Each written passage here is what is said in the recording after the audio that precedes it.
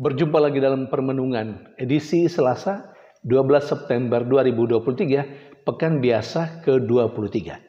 Bacaan-bacaan liturgi hari ini, bacaan yang pertama dari surat Rasul Paulus kepada jemaat di Kolose, bab 2 ayat 6 sampai 15, dan bacaan Injil dari Injil Lukas bab 6 ayat 12 sampai 19. Rasul Paulus dalam bacaan yang pertama hari ini mengingatkan jemaatnya di Kolose apa artinya mengimani Yesus. Mengimani Yesus berarti menerima Yesus sebagai Tuhan. Kalau sudah menerima Yesus sebagai Tuhan, maka orang yang mengimani Yesus sebagai Tuhan harus hidup di dalam Yesus, harus berakar di dalam Yesus, dan juga harus dibangun di atas Yesus.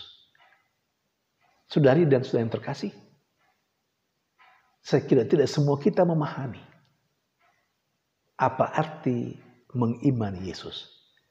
Maka apa yang dikatakan Rasul Paulus kepada jemaatnya di Kolose 2000 tahun yang lalu itu juga dialamatkan kepada kita saat ini.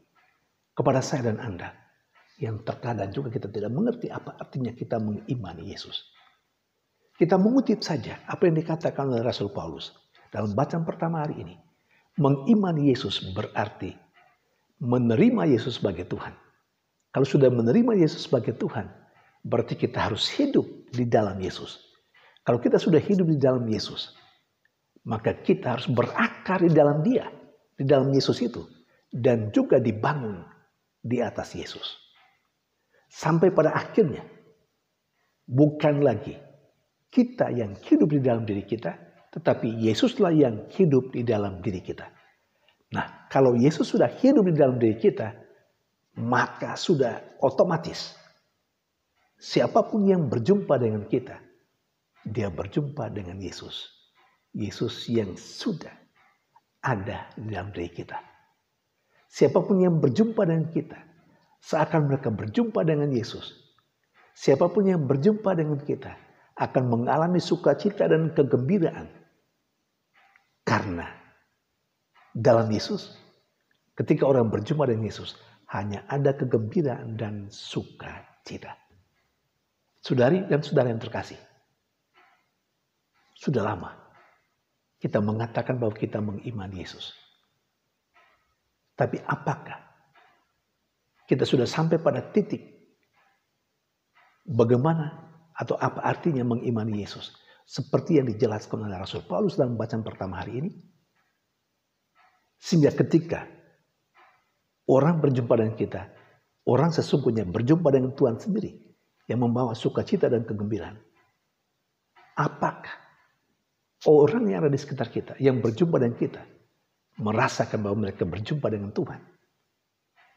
Apakah orang yang berada di sekitar kita, sesama kita, siapapun itu, mulai dari dalam keluarga misalnya, apakah ketika mereka berada bersama dengan kita, mereka mengalami, mereka merasakan sukacita itu? Atau jangan sampai sebaliknya, ketika berhadapan dengan kita, berjumpa dengan kita, bukan kegembiraan dan sukacita yang mereka alami, tetapi neraka.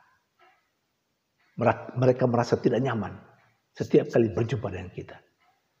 Kalau itu yang terjadi, maka pastilah Yesus belum ada di dalam diri kita, belum nampak dalam diri kita. Saudari dan saudara yang terkasih, dalam bacaan Injil pada hari ini, Yesus melakukan dua hal penting. Yang pertama, Yesus berdoa. Dan yang kedua, sesudah berdoa, Yesus memilih ke-12 rasul dari antara murid-muridnya. Yesus berdoa. Yesus mau memperlihatkan kepada kita contoh, teladan. Bagaimana kita harus menempatkan doa di dalam kehidupan kita. Bagaimana kita harus menganggap doa itu adalah bagian dari kehidupan kita. Bagaimana dengan doa kita? Apa kita sering berdoa dan biasa berdoa? Kita mungkin biasa berdoa secara bersama dengan orang lain. Seperti misalnya bulan kitab suci, bulan September ini. Kita pasti hadir bersama dengan kelompok lain dan orang-orang lain. Dan kita berdoa di sana, kita membaca kitab suci, kita merenungkannya. Kita menseringkannya. Tapi apakah kita juga berdoa? Doa pribadi. Doa keluarga, adakah itu dalam keluarga? Doa komunitas, adakah itu dalam komunitas? Saudari dan saudara terkasih, betapa doa itu penting. Yesus saja berdoa, seharusnya, atau apalagi kita, mesti doa itu menjadi penting untuk kita. Yang kedua, Yesus memilih 12 rasul dari antara murid-muridnya. Mengapa? Atau apa bedanya antara murid dan rasul? Saya selalu dan sering mengatakan, kalau murid itu cuma mengekor. Murid itu cuma mengikuti. Kemana saja gurunya pergi, kemana saja kepalanya bergerak, ke sana dia nurut, dia ikut tanpa ada inisiatif. Sementara kalau menjadi rasul, dia mengambil inisiatif karena dia tahu apa yang harus dia lakukan sebagai seorang rasul. Dia sudah tahu apa yang perlu dia lakukan dalam hidupnya. Tidak saja untuk diri sendiri tapi juga untuk sesama. Pertanyaan untuk kita, apakah kita saat ini masih berstatus sebagai murid atau sudah berstatus naik tingkat menjadi rasul? Ketika kita cuma mengikuti saja apa yang ada, datang misa ke gereja, sudah itu selesai, sudah itu tidak ada lagi kegiatan lain. Kita ikut saja apa yang ada tanpa ada inisiatif, berarti kita masih pada level sebagai murid. Tetapi kita diharapkan untuk tidak tinggal dalam level sebagai murid. Kita harus menjadi rasul. Belum lagi kita sudah menerima sakramen Krisma. Kita menjadi rasul, kita diutus. Apakah kita sudah sampai pada taraf itu, taraf rasul?